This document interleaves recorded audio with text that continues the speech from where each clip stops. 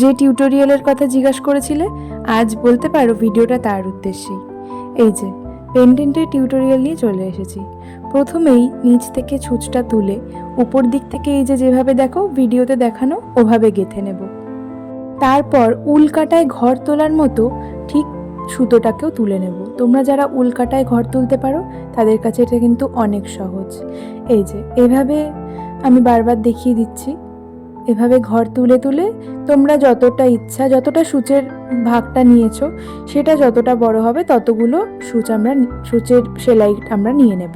মানে সেটা 15টাও হতে পারে, 20টাও হতে পারে, সেটা তোমাদের গোলাপের সাইজের উপর ডিপেন্ড করছে। সেইটা করে কিন্তু আমরা পাপড়িটাকে ঠিকভাবে প্লেস করে দেব। সবচেয়ে কঠিন কাজ কিন্তু ওটাই। এমনি সাধারণভাবে এটা কিন্তু ভীষণ সহজ, পাপড়িটা প্লেস করাটাই সবচেয়ে কঠিন কাজ। এই যে দেখো ভিডিওতে কিভাবে দেখিয়েছি, পাপড়িটা ঠিক ওভাবেই প্লেস করে দিতে হবে। এভাবেই আমি প্রত্যেকটা পাপড়ি করে নিয়েছি এবং পাপড়িটাকে প্লেস করে দিয়েছি। আর হ্যাঁ, প্রথম দুটো পাপড়ির পরের প্রত্যেকটা পাপড়ি কিন্তু আমি দুটো সূচ ব্যবহার করে করেছি, ভিডিওতে দেখতে পাবে। তাহলে পাপড়িটা কিন্তু একটু মোটা হবে, ওই কারণে। এই যে দেখো কীরকম লাগলো জানাতে কিন্তু ভুলো না। আর আমি একটু বড়োর মধ্যেই রাখার চেষ্টা করেছি, আর পেন্ডেন্টের যে বেসগুলো ওগুলোতে আমি আঠা দিয়ে আটকে দিয়েছি। Thank you so much for watching. হর হর মহাদেব।